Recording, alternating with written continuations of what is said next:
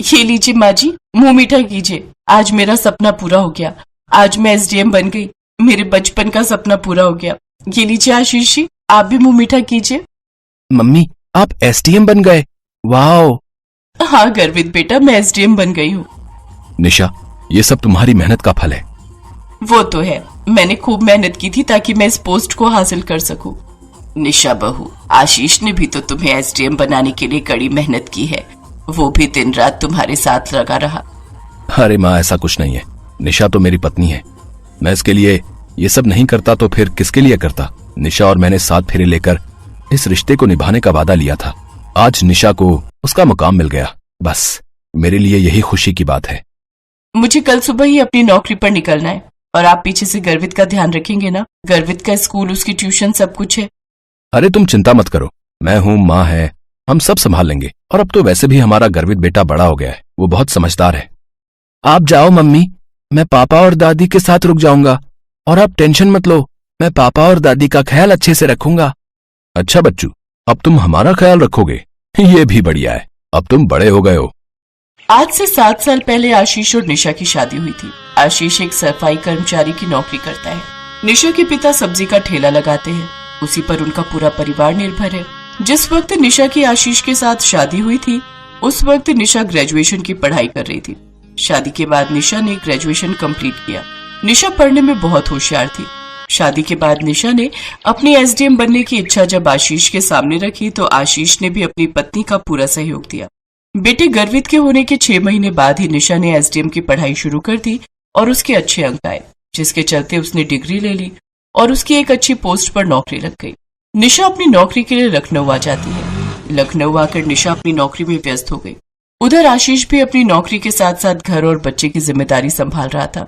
शुरू शुरू में निशा फ्री होते ही फोन पर बात करती थी, पर कुछ दिनों से निशा आशीष का फोन नहीं उठा रही थी। बस उसे मैसेज कर दिया था कि वो काम में बिजी है। इसलिए आशीष ने सोचा कि एक बार खुद ही जाकर निशा से मिलाएगा। इसलिए वो निशा को सरप्राइज देने के लिए लखनऊ पहुंच गया। पर वहां पहुंचकर आशीष ने कुछ ऐसा देखा जिसे देखकर वो दंग रह गया। क्यों दंग रह गई ना?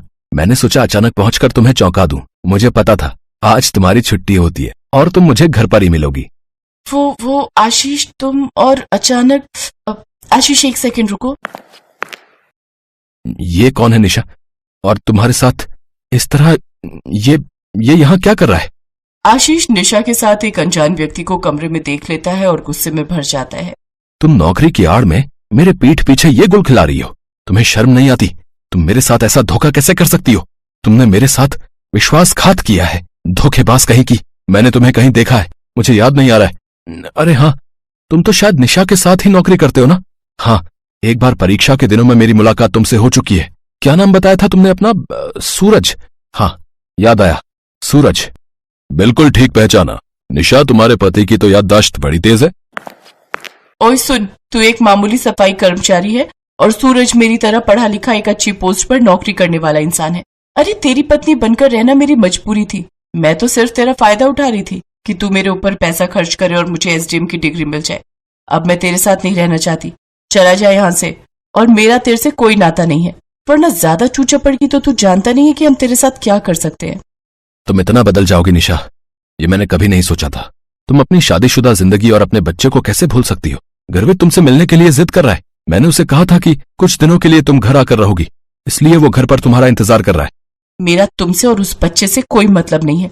मुझे तुमसे छुटकारा चाहिए, बस अभी कभी यहाँ से निकल जाओ। सुन लिया ना तूने? निशा ने क्या बोला? चल जा यहाँ से, चल निकल।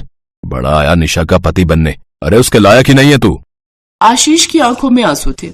जिस निशा को उसने लखनऊ नौकरी करने के लिए भेजा था, वो इतनी बदल जाएगी उसने कभी नहीं सोचा था। आशीष ने अपनी सारी आपबीती घर में बताई। आशीष को दुख इस बात का था कि निशा ने उसके साथ जो विश्वासघात किया, उससे उसका पूरा परिवार बर्बाद हो गया।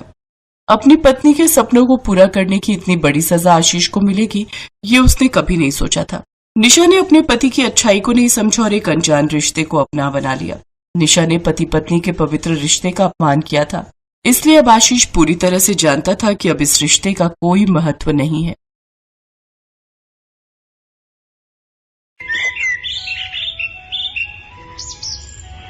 नीरू एक फौजी थी। उसकी शादी 2 साल पहले ही राकेश से हुई थी। नीरू की मुलाकात राकेश से एक पार्टी में हुई थी। फिर धीरे धीरे दोनों की फोन पर बातें शुरू हुई और दोस्ती प्यार फिर शादी में बदल गई।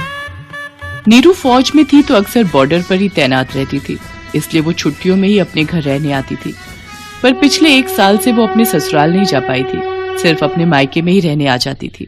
अरे नीरू, मैं तो खुद तुमसे मिलने के लिए बेताब हो रहा हूँ, पर क्या करूँ, माँ के साथ मौसी जी के घर जाना जरूरी है। हेलो नीरू बेटा, कैसी हो? मैं ठीक हूँ माँ जी, बस छुट्टियाँ हो गई हैं। सोच रही थी इस बार आप सबके साथ रहूंगी। पिछली बार आप राकेश के साथ तीर्थ यात्रा पर चली गई थी, इसलिए मेरी सारी छुट्टियाँ माँ के घर पर ही बीती। क्या करे बेटा, सरिता दीदी का बहुत भारी एक्सीडेंट हो गया था, हमें कुछ दिन वहीं रहना होगा, उनका हमारे सिवा कोई नहीं। तुम इस बार माँ के घर रह लो, फिर बीच में जब तुम दोबारा छुट्टियों में आओगी ना, तब हम मिलकर कहीं घूमने चलेंगे।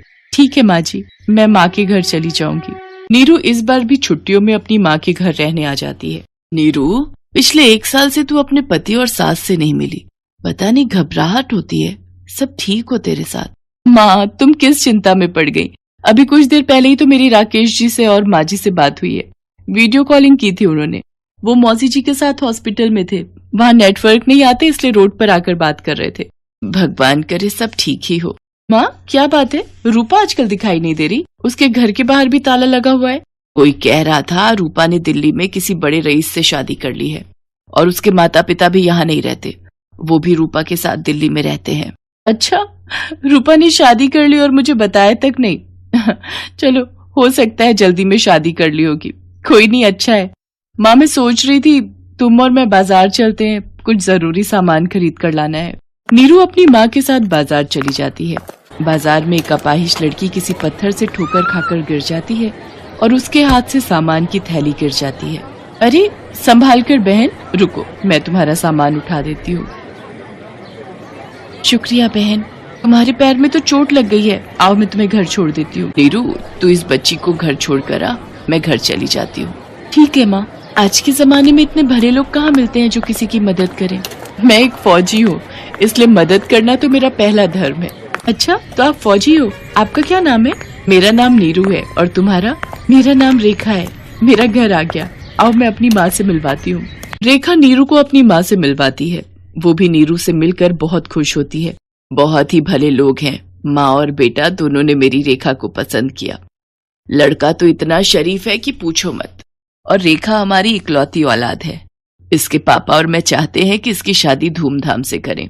हमारे पास भी पैसों की कोई कमी नहीं है, हमारे पास सब कुछ हमारी रेखा का ही है। सचमुच बहुत नेक दिल हैं वो लोग। फिर तो मैं तुम्हारे होने वाले पति की फोटो देखना चाहूंगी। हाँ रुको, मैं अपनी सगाई की एल्बम लेकर आती हूँ। रेखा अपनी सगाई की एल्बम लेकर आती है। ये है मेरे पति अशोक जी और ये मेरी सास।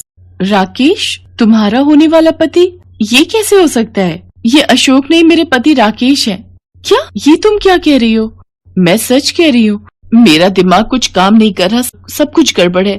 मेरे ससुराल वाले मेरे से धोखा कर रहे हैं। मेरे होते हुए राकेश अशोक बनकर तुमसे दूसरी शादी कर रहा है। बेटी, अब हम क्या करें? अगले हफ्ते रेखा की शादी है। मैं तो कहता हूँ उन माँ बेटों को पुलिस के हवाले कर दो। हमारी बेटी के साथ उन्होंने गलत किया है।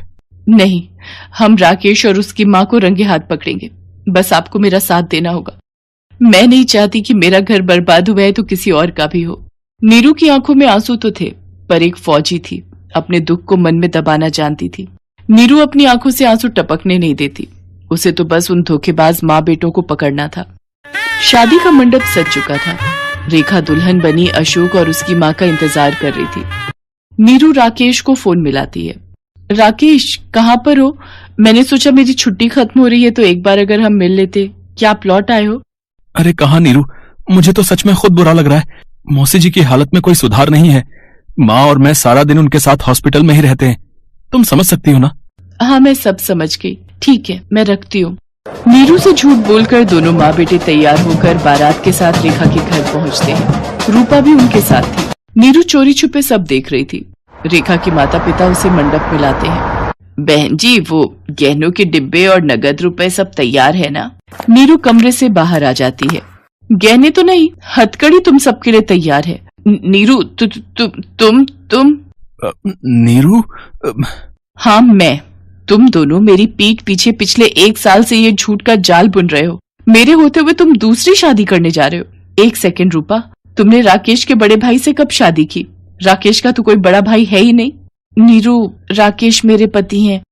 हमने 1 साल पहले ही शादी की है। इतना बड़ा धोखा? नीरू मैडम, इन सबसे कैसे सच्चाई उगलवानी है ये हम अच्छी तरह से जानते हैं। आप इन्हें हमारे हवाले कर दो। राकेश और उसकी माँ को पुलिस हिरासत में ले लेती है और सच्चाई सामने आती है। नीरू, तुम बॉर्डर पर रहती थी, रूपा घर आया जाया करती थी, इसीलिए रूपा और मेरे बीच रिश्ते बन गए और हमने शादी कर ली। पर हमें अमीर बनना था, इसलिए हमने रेखा को फंसाया ताकि उसे मारकर हम उसकी सारी जायदाद लेकर यहां से फरार हो जाएंगे। पर हमें नहीं पता था कि तुम्हारी मुलाकात हमसे होगी और हम पकड़े जाएंगे। नीरू रूपा को कस के जोरदार चांटा लगाती है। उसकी अपनी सहेली ने ही उसके साथ धोखा किया था। पुलिस राकेश, उसकी माँ और रूपा को धोखाधड़ी करने के इल्जाम में सजा सुनाती है। नीरू एक फौजी थी, उसने जुल्म सहना नहीं सीखा था।